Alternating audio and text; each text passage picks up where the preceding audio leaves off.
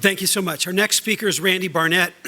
Randy is the Carmack Waterhouse Professor of Legal Theory at Georgetown University Law Center, where he directs the Georgetown Center for the Constitution. He's a graduate of Harvard Law School. He represented NFIB in his constitutional challenge to the Affordable Care Act before the Supreme Court. Professor Barnett has been a visiting professor at Harvard Law School, University of Pennsylvania, Northwestern. He's a former state prosecutor, and he wrote a book on proposing amendments to do the kind of thing that we're talking about called the Bill of Federalism. And we are honored to have Randy Barnett on our legal board of reference on the Jefferson Statement that you received in your materials, and to have him with us today. Randy, welcome.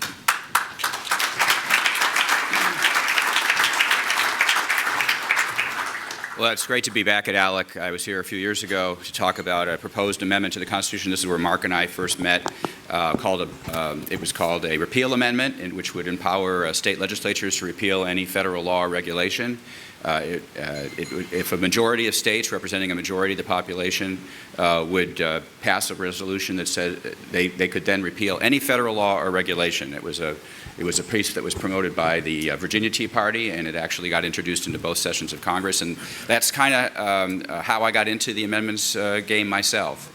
Let me just talk a little bit about that, what brought me into the amendments, interested in Article 5 Convention, and then I'm going to talk about the alternatives that have been proposed to you as to how to move forward and what I think the strengths and weaknesses of these different alternatives are. After the Obamacare legislation was enacted, there was a lot of activity at among state legislators to pass in various states something that was called state sovereignty resolutions. And I started fielding calls from reporters asking me, as a constitutional law professor at Georgetown, what was my opinion about the merits of these state sovereignty resolutions, and some of you may have been involved in that back in the day. And my response to reporters was at the time that these were completely meaningless symbolic resolutions that had no constitutional status whatsoever.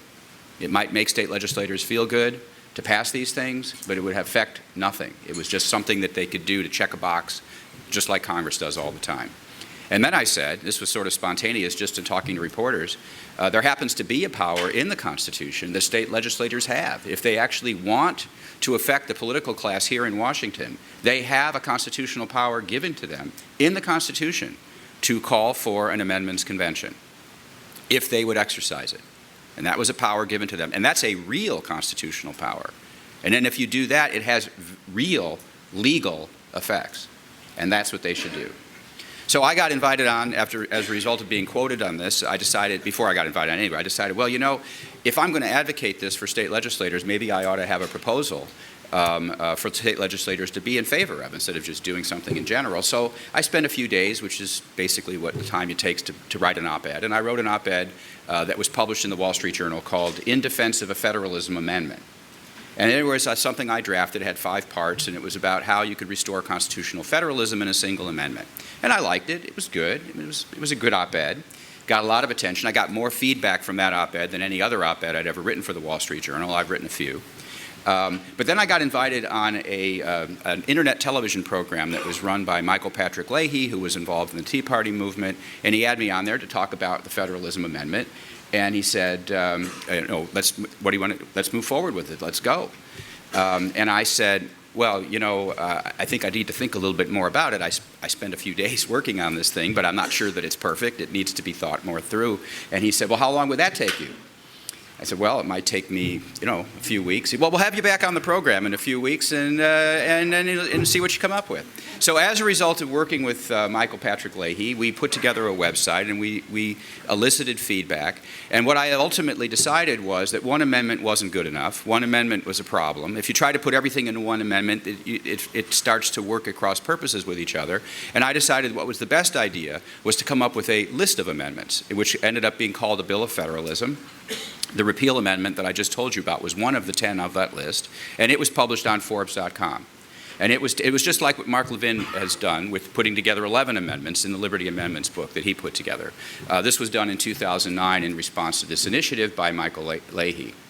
But one of the things I learned by doing things that way And the way I put the amendments together, because I got a lot of feedback from the public. We put up a website so we could get feedback from Tea Party people from around the country. One of the things I learned about doing it that way is, first of all, we put together a bunch of amendments, and my idea was, well, there'll be something there for everyone. There'll be an amendment on unfunded mandates, for example. That will draw state legislators in. And there'll be an amendment on the repeal amendment. There'll be an amendment that would abolish the income tax, replace it with a national sales tax instead, but make it constitutionally impossible for there to be an income tax anymore. I mean, I would put together, and it would be a balanced budget, a line item veto that would create a line item veto in the president whenever the budget was out of balance, and that would be the enforcement mechanism. I put together, and I would get all together a coalition formed around these specific amendments. But what I found out is that everybody liked their own amendment, but everybody was against everybody else's amendment. So you couldn't put a coalition together that way. So it was a nice exercise on my part. It got me interested in amendments. It got me, by the way, I also discovered how darn hard it is to draft an amendment.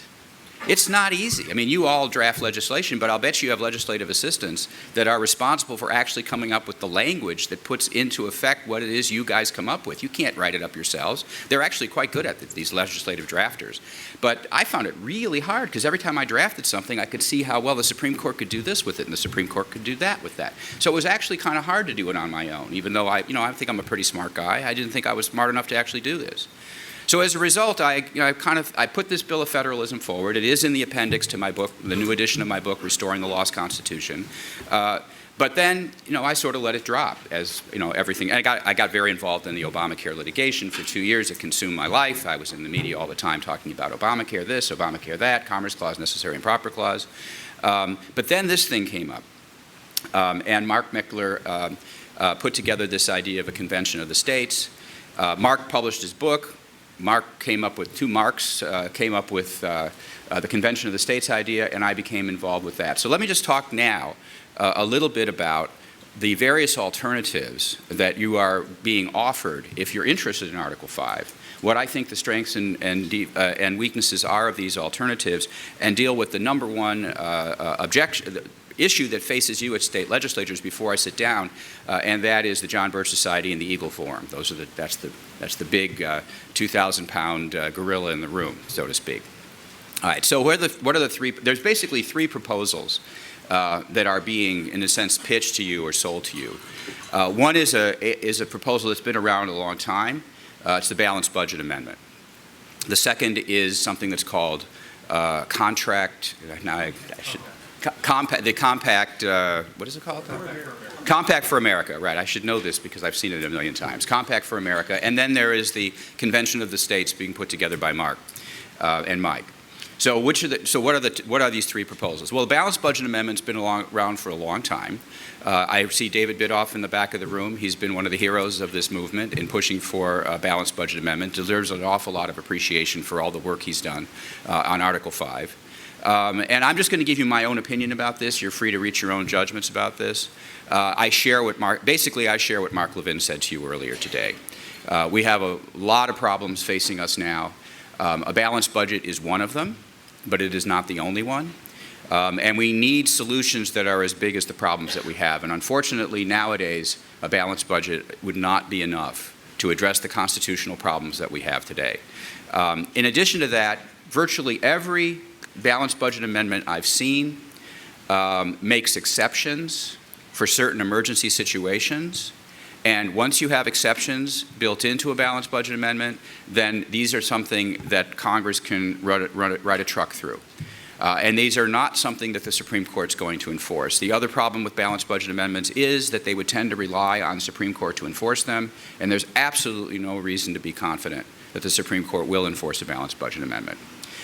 So these are some of the problems I've had with the balanced budget amendment. It's not that I think that they are bad ideas necessarily if done right. In fact, I think Nick Dranius's version of a balanced budget amendment that he has in his Compact for America is actually a pretty good one. And something that I think should be on the table, which is one of the reasons I'm for the Convention of the States proposal, because it actually makes such amendments germane to an amendments convention.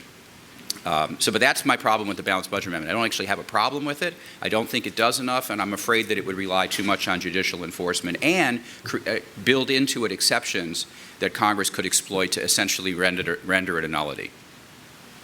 The next proposal that you've heard a lot about is the Compact for America, which is the idea of having a state compact that would then set up all the procedures so that with one vote by a state legislature, everything would kick in terms of a conditional, they would kick in conditionally as one event occurs and another event occurs, and eventually you would have, the end result would be a constitutional amendment. It turns out the proposal that's being put before you would only result in a balanced budget amendment. So that gives rise to part of my problem with the proposal, is that it's only about a balanced budget amendment. It's not about the other things. So right there is a problem, although I think it's one of the best balanced budget amendments I've read. The other major problem I have with it, however, is the following. I want to read to you the compacts clause of the Constitution that talks about the state's power to enter into compacts with each other. And here's what the Constitution says. It says, "No state shall, without the consent of Congress, enter into any agreement or compact with another state." No state shall, without the consent of Congress, enter into any agreement or compact with another state. What that means is that no compact that you enter into is valid unless Congress consents to it, which brings Congress back into the ballgame again. And that seems to be a deal breaker. Now, what is the argument on the other side of that? The argument on the other side of that is that there is Supreme Court precedent that says that states can enter into compacts with each other that will be recognized without congressional consent as long as they don't shrink federal power, they don't shrink the power of Congress or increase the power of states relative to Congress. In other words, as long as they don't affect the constitutional balance, states can enter into compacts with each other without the agreement of Congress. Well, that's fine. I've read those cases. Those cases do say that. However, I just don't think that the Compact with America qualifies under that exception. In other words, if you look at the Compact for America in total, including the balanced budget amendment that's part of it, it does shrink the power of Congress. It does increase the power of states. It does so because it gives states the power to raise the debt. That's what the balanced budget amendment contained in that proposal does. That increases state power. It might increase state power in a good way. It reduces Congress's power. It might reduce Congress's power in a good way. But unfortunately, I think it brings it under the Compact Clause, which limits the state's ability to enter into compacts with each other without the consent of Congress, and Congress is just not going to consent to something like that. Not like that. Not in that way. If you were to put this together, I just don't see Congress doing that. So that's a problem. So now let's bring us to the third alternative, the Convention of the States. The Convention of the States idea is actually very simple. It's a call issued by state legislators under Article 5 for a convention. And let's talk a little bit about terminology. Mark was absolutely right. Mark Levin was absolutely right when he told you earlier the Constitution does not authorize a constitutional convention. Article 5 does not speak of a constitutional convention. You must stop talking about a constitutional convention. We had a constitutional convention in this country in Philadelphia in 1787. The Constitution authorizes a convention for proposing amendments. If you have to have a shorthand for that convention, just call it an amendments convention, because that's what it is. It's an amendments convention. It's a convention of the states for purpose of proposing amendments, not for enacting them, for proposing them. So language is important. And by calling this convention an amendments convention of the states for purposes of proposing amendments, you automatically restrict the scope of it. It's just like saying you say to a buddy of yours, you want to go out and have a drink. That's just a way we verbally restrict ourselves. It is not considered to be socially appropriate to say, do you want to go out and get drunk? You say you want to go out and have a drink. This is a way we, using language, restrict our ability, restrict our passion, restrict our interest in going farther than that. And that's how we should use language in that way when we talk about this convention. So that's what this is a proposal for. It's a proposal to have a convention for proposing amendments, and then it has a germaneness. It has a subject matter. The convention has a subject matter. I have to admit that when I was first on a conference call with Mark and Mike, and I was hearing about this proposal for the first time, I hadn't read anything about it, and they were getting ready to tell me what the subject matter of this convention was. I was getting ready to not like it. I thought the chances of this, whatever was going to come next in this phone call, being something that was going to meet my standards for what I think a convention should be about, was extremely low. And then they read it to me, and then I said, that's perfect. That's nearly perfect. I mean, that is as perfect as I think you can get in terms of defining what the proper scope of such a convention should be. And let me read it to you. It's in the packet that you have. It's on this sheet, which is Application for Convention of the States under Article 5 of the Constitution. I don't know if you can fish it out there. It's down here in Section 1 of that form. And here's what it says. The legislature of the state of whatever, fill in your state, hereby applies to Congress, et cetera, et cetera, et cetera, under Article 5. I'll give you a second to pull it out, if you can find it. Is it in the packet? Or is it page? I just have a loose sheet here. 16. Page 16 of the handbook. Okay, that'll make it easier for everybody.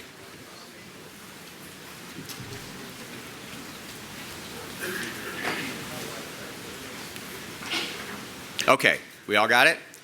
Go down to the end of that first paragraph of Section 1.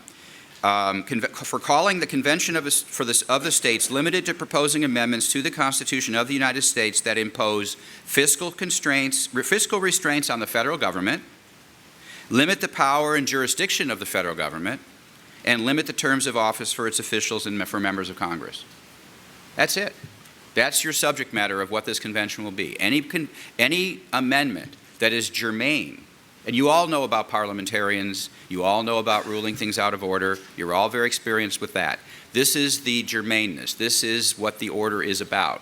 And so therefore, when a convention convenes, what's going to be in order is anything that relates to this, and what's going to be out of order is anything that doesn't relate to this. And what comes in under fiscal restraints is obviously a balanced budget amendment.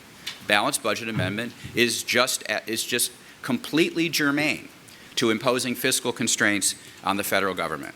So that would absolutely be germane. Term limits, something that we tried to accomplish in a variety of different ways, and unfortunately because of the Supreme Court, we're unable to accomplish it through the state route. A term limits amendment would be germane, as would the repeal amendment to restrict federal power, the repeal amendment that I favor, a majority of state legislatures representing a majority of the population being able to repeal any federal law or regulation would also be germane. But here's the thing. We actually need a convention to hash this out. We do. You as legislators convene to hash things out. You don't sit in your offices back in your hometowns and just send in your vote for stuff. You have to get together. You have to have FaceTime. You have to see each other. You have to establish working groups and committees, and you work things out. That's what the founders did. They didn't just come in, they just didn't mail in their proxies. They assembled in Philadelphia in order to work things out. Things have to be worked out. There has to be deliberation over these things, and that is what the Convention of the States allows, as long as these proposals are germane. It's not something that I think can be front-loaded in advance. So that is the proposal. That's why I think this proposal, of all the Article 5 proposals that I've seen, is better. It's better than my own Bill of Federalism. My own Bill of Federalism with the 10 amendments, too many moving parts, too complicated. Everybody's going to like one and object to the other, as well as the fact that if you try to commit yourself to language up front, people are going to start picking the language apart. And in fact, they might be right to do so. But you're stuck with the language that you've picked because it's all been front-loaded. So you have to have a convention that deliberates over language just the way you deliberate over the language of your statutes. I'm not saying that each and every one of you writes that language, but you deliberate over that language, and you're free to raise objections to language that's proposed by others. All right, before I sit down, and I think the question period is going to be the most valuable part of this time, and I'm sure Mark has something to say as well, I do want to address the 2,000-pound gorilla in the room, which is the John Birch Society and the Eagle Foreign and Phyllis Schlafly. 2 weeks ago, I attended the 50th anniversary commemoration of the campaign for Barry Goldwater for President of the United States, 1964. It meant a lot to me because when I was 12 years old, I got up in front of my entire junior high school student body in Calumet City, Illinois, a very working-class Democratic town, and I debated on behalf of Barry Goldwater in front of my entire junior high school student body at the age of 12. And so I was very pleased to be included in this program and to go to this convention. This dinner was at the Liaison Hotel across the street in commemorating this important, and Barry Goldwater Jr. was there. It was a wonderful event. And Phyllis Schlafly was there. And she's the one that wrote A Conscience of a Conservative, a book I read when I was 12 years old. It meant a lot to me, and she means a lot to me, and what she's done has meant a lot to me.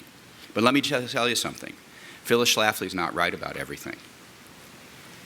Phyllis Schlafly was a very important person in her day, and she's still a very important person. But we are all entitled to our own independent opinions. She has an opinion about this. Her organization has an opinion about this, and she's entitled to that opinion. I just happen to think she's wrong about this. And you are entitled to think she's wrong about this.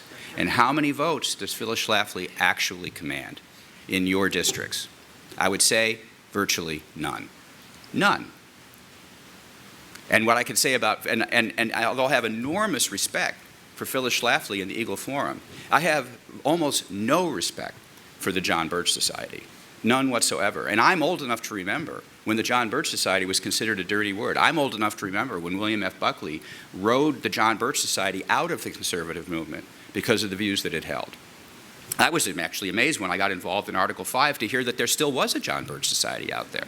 And as Mark said, what do they got, 15 members? Who could they possibly be? They've got a website, I guess. But anyway, look, who they are doesn't make them wrong. They could be right.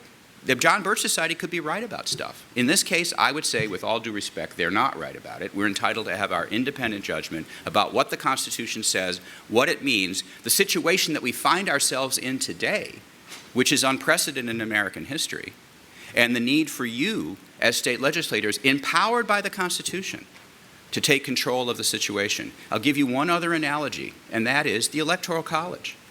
You have a constitutional role to play in selecting electors to the Electoral College. That's your job under the Constitution. You are federally empowered to do that job, and you do that job. Every 4 years, you do that job under the federal Constitution. Your governor doesn't do it, you do it. This is the same job. The federal Constitution gives you authority to do this. Now the question is, will you use the authority that the federal Constitution gives you to restore the Constitution that was given to us by the Founding Fathers and by those who wrote the amendments to the Constitution that we already have? That's your responsibility. Thanks.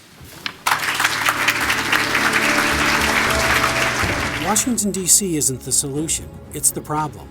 Liberty is being assaulted at every turn, while Congress buries us in debt. The Founding Fathers knew this might happen. Article 5 of the Constitution gives the states the power to stop a runaway federal government, a convention of states to amend the Constitution. It's the only solution as big as the problem. It's time to stand up, speak up, and show up. Join us at conventionofstates.com.